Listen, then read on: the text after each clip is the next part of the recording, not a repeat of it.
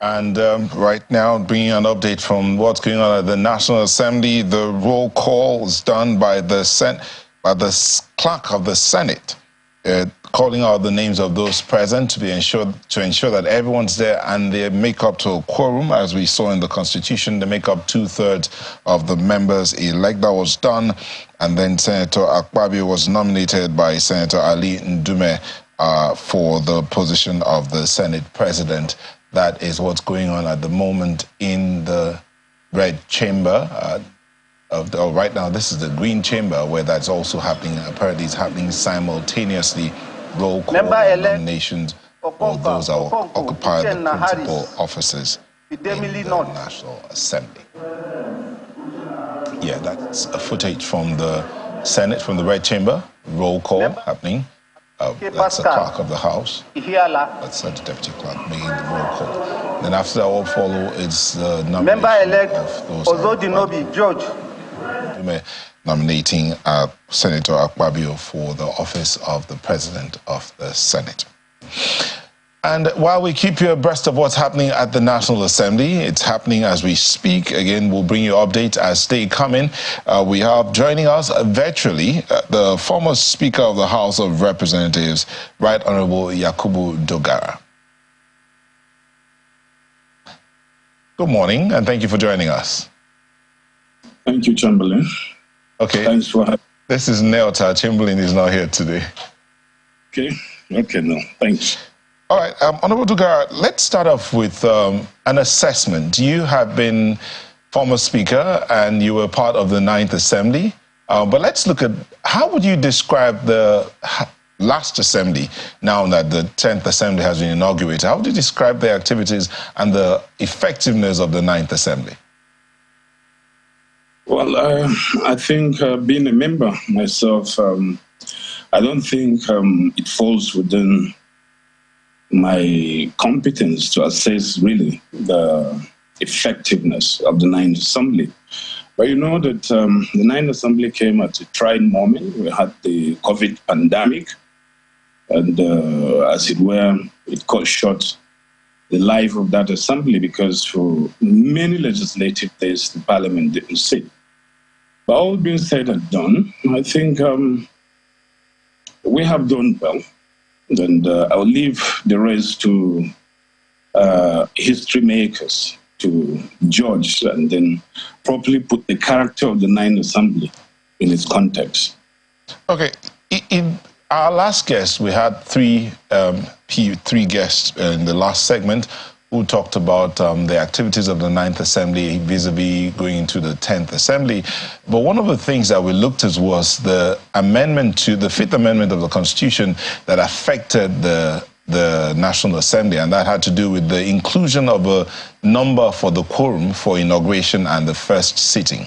That's one. Number two was about the rule book in it says that the standing orders of the Senate and the House of Representatives, for instance, shall, in existence before its dissolution under Section 64 of the Constitution, shall apply in relation to the proceedings of the first session of the Senate or the House of applies to both chambers of the House of Representatives of the National Assembly and even the State Assembly.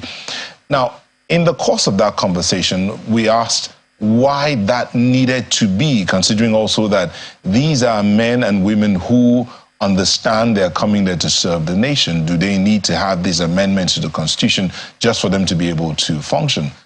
But one of the guests brought up an issue that happened in 2015. He called it mischief that happened there that saw to the emergence of a member of the opposition being sworn in as a principal officer. But in your thinking, was it necessary to have this amendment? I would say that it's absolutely not necessary. And attempt to re-litigate the events of 2015 as done by Senator Ita, to me is ludicrous because some of the things he asserted were actually not true. You know, but I think he was a bit redemptive in his approach at last because he talked about the proclamation of the president. And once the president has made a proclamation, it doesn't matter. That proclamation has to be carried out. So the responsibility for the events of that day fell squarely on the shoulders of those who decided that they were going to take a meeting before moving to the chambers of the National Assembly, in this case the Senate, for the inauguration, when they knew in practical times, to all intent and purposes, that the president has issued a proclamation saying that the Senate must be inaugurated by 10 a.m.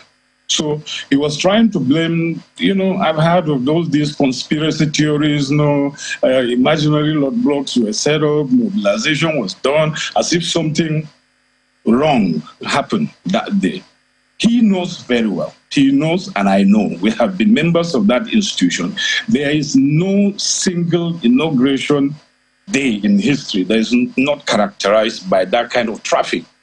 So to me, as far as I'm concerned, it's absolutely not necessary that the Constitution of Nigeria should define every situation, anticipate and define every situation in the Constitution. If you look at the Constitution of the US, for instance, where we borrowed from, it's not more than 14, 15, 16 pages of a document. But look at how voluminous our Constitution is.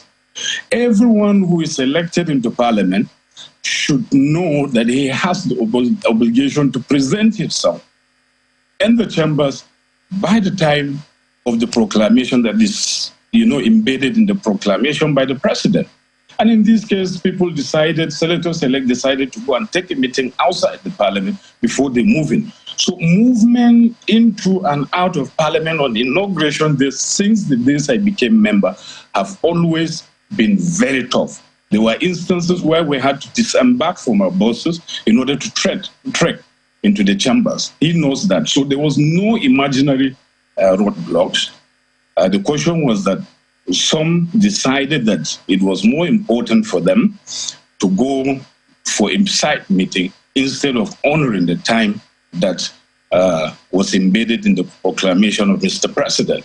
And you may want to ask yourself, how did the Saraki faction get into the chambers? How? Did they drop from the sky? So it means that if all the senators really wanted to be in the chambers by 10 a.m. on that day, they would have been there. So the rules of the House are there, the rules of the Senate are there, and they define virtually everything that should transpire. And every legislator elect, goes through a process of induction, whereby they are taught the basics of the rules, and then they are taught about the inauguration and virtually everything before this day. There's always a training for members, and they're told the necessity or the importance of getting yourself into the chambers before proceedings begin.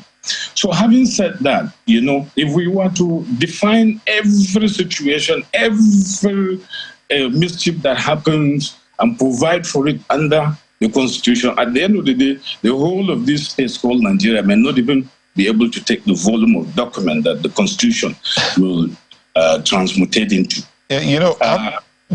You've talked about the fact that they or what happened in that day, people choosing to have a meeting, but let's tie it to what we had, the last part of the conversation we had here, where we talked about the party's position in the course of legislative duties, for instance. When the party, for instance, calls for a meeting and you have to be somewhere, which takes precedent? And in this case here now, on that in 2015, it was supposed to be a meeting called for by the party.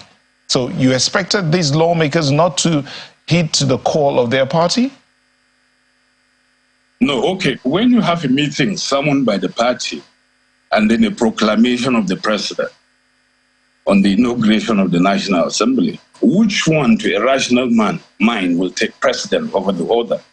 You should know very well that the proclamation of the president has to be obeyed. It's a constitutional proclamation. And there's nothing in the meeting of the party that is supported by the Constitution. Except we are bedwetting Democrats, we should know that measures adopted in sync with the provision of the Constitution take precedence above every other thing, every other consideration, whether it's a party meeting, it is a party caucus meeting, whatever it is, because it's not supported by the Constitution. So clarify this for us and for those who might be watching, because there's those who also argue that the members it's actually the party, following precedence, it's the party that is elected into office, not the individual. And then they'll tell you that when you go into any of these elected offices, the party is supreme. So you listen to the instructions of the party leadership, contrary sometimes to what the Constitution has called your duties as a member of any constituted authority. So at that point in time, for instance, the 10th Assembly has just been inaugurated.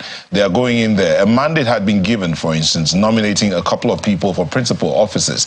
And there has been that build-up to this day, even to the point where we see adverts in public spaces and newspapers asking people to vote, so to speak, knowing that the public can't even go in there to vote. So at what point do we draw the line? At what point should the legislature or the politician draw the line between service to the people and service, in quote, to the party?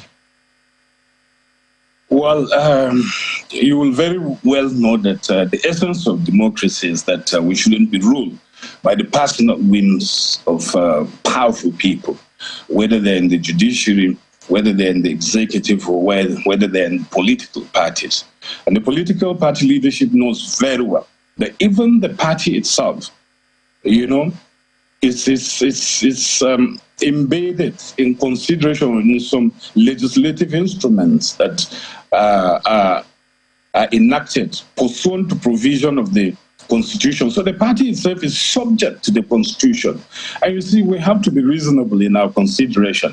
We run into a situation where the president has issued a proclamation, and then to all intent and purposes, the party now calls a meeting in a manner that will violate the proclamation issued by Mr. President. So when you run to this kind of situation, what you do is for you to obey the law, because we are ruled by laws, not by the personal whims of anybody. And if the party sincerely wanted to do anything, it should have been done outside the timing embedded in the proclamation issued by the president.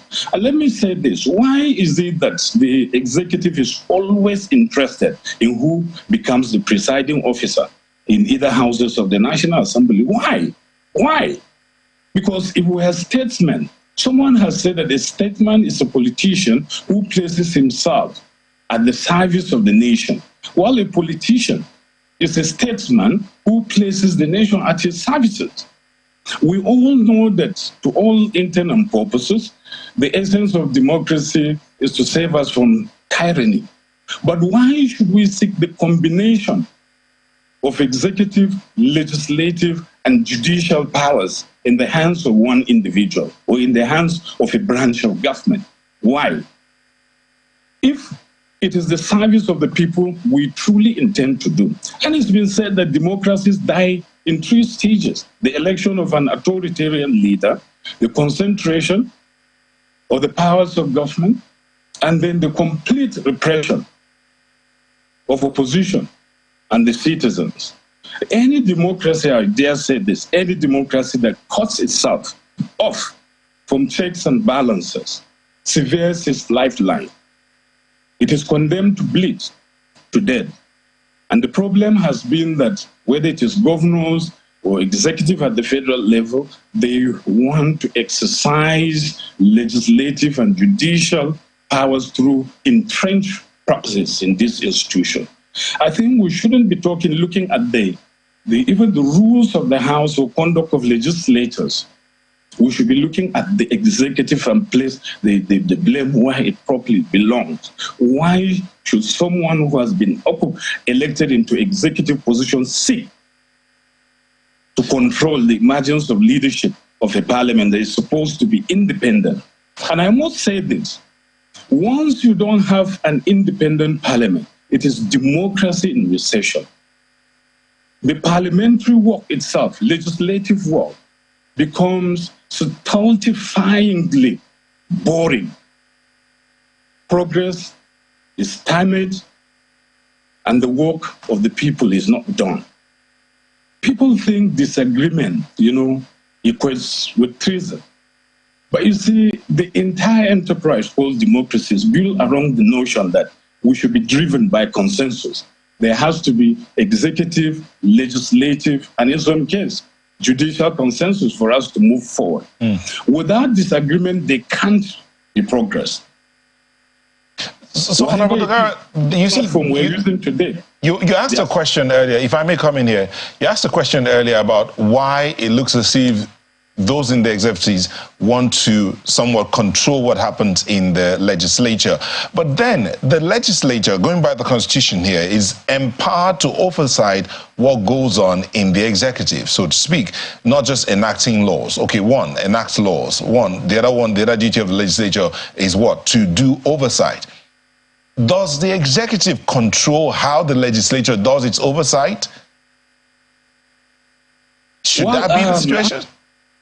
No. Let me tell you this. The essence of trying to interfere in the process of emergence of the leadership, especially the presiding officers, is for those in the executive position to control or exercise all these legislative powers that you are talking about, whether it is the lawmaking, whether it is in the aspect of oversight. They want to be able to say, these are our boys, we put them there, so they should do our bidding. And that is why I said, once you have a compromised parliament, once you have a parliament that is not fiercely independent, it cannot do the job of democracy. It cannot do the job of the people. The reason simply being that even if I were to be the president, I know that I'm appointed to be the leader of parliament by Mr. President. And you don't know what we pass through. There are times you are sitting on the dais as speaker, there are phone calls coming. Sometimes they want you to talk to people outside. So you can imagine, if you have been elected based on the intervention of these individuals, what will you do? Would you be able to receive their phone calls, look them in the eyes and say, no, I'm not going to do it? But where you have parliaments solely in charge of determining who becomes their leader or presiding officers, that freedom is always there to look at issues before them, apply their conscience to it, apply their wisdom to it, and take decisions that are in the best interest of the nation. But where you are put there, the saying becomes very true, that he who pays the piper dictates the tune. So as far as I'm concerned, I don't know the fears exercised by the executive, such that they are always driven to want to control the parliament, to put people there, to exercise legislative authority through the hands of... Honorable Dogara, if you don't mind, my colleagues in Lagos would come in here. They have some questions, but just before they do that, let's just give this update.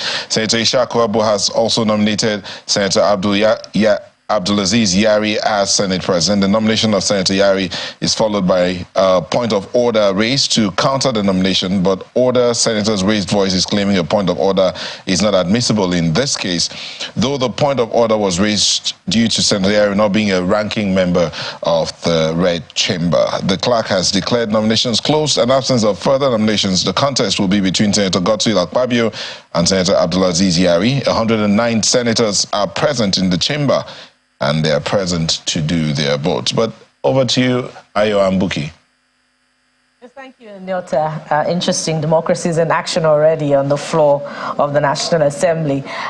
Senator Dogara, anyone who listens to you, I imagine, may not particularly express surprise, given that your election has been repeatedly cited ahead of the debate, trailing the inauguration of this 10th Assembly, has been one that pulled the, rug beneath the feet of the political party that chose another candidate, i.e. the election of former speaker, also a former governor, now Senator-elect Aminu Tambuwal, as doing pretty much the same. In the light of that, I wonder if that legacy, what do you see happening? Will that legacy be played out, during the inauguration today?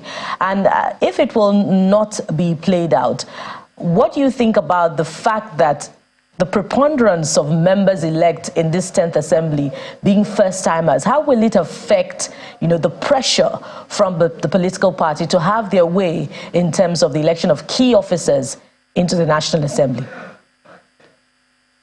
Well, I missed the first part of your statement, but I believe I understand the issues raised and I should be able to address them. Well, for me, honestly speaking, I don't see a repeat of those. I don't see a repeat of those scenarios emerging as you alluded to. And honestly speaking, without sounding a bit pessimistic, I want to believe, I hope I'm wrong, but I believe that the days of standing up to tyranny in the legislature have long faded. There's no road to Damascus moment here. I think salvation or redemption is very far. But whether we like it or not, I don't know. Like I raised the question, why will the executive always be interested in picking who presides over either of the chambers of the National Assembly? In most cases, as legislators, most especially some of us who have stayed there for long, we know those who have the onions, we know those we trust, we know those we believe, we know those that have the capacity, to exercise leadership on our behalf. But when it comes to determining this, whether it is from the point of view of the executive or the political parties, in most cases, what they do is just to sit down there without proper consultation with the membership and say, no, this person must be the presiding officer based on their own completely, extrinsic consideration without regard, to the feeling of members. But I believe that in the future, except we're able to curb these excesses, we must come to a position whereby political parties, like we say caucuses in the National Assembly, produce leaders, such as we have in the US. So it should be taken for granted that once that party forms majority in the House, the person who is the caucus leader of that political party becomes the Speaker or the Senate President. That way, I think we'll be able to deal with all these issues. But I don't see the scenario of the Tambo scenario or my own scenario emerging at all. Well, perhaps it also speaks to one of the scenarios that also came up earlier. Now, you've spoken about the party as well quite a few times here. Someone raised earlier in our conversation that in the Second Republic, the party supremacy was very, very strong. Do you see such a thing coming back up again in a situation where the leadership of any political party who is in power, their manifesto, the policies, the interests of the party, what the party wants to do for the nation, for the people that employed them, comes supreme even to the members of that party, including the president or the governor of the state, wherever it is that governor is governing. Do you see that happening, where party supremacy plays a significant role in governance? Just like I've said, in the case of the legislature, I don't see it happening at the level of the political parties either. It's unfortunate. The reason why parties were supreme in those days is attributable to the emergence of the leadership of the political parties. My very good friend and brother, Honorable Bimbo, raises the question of in the days of NPL and others. There was no much interference in the emergence of the party leadership.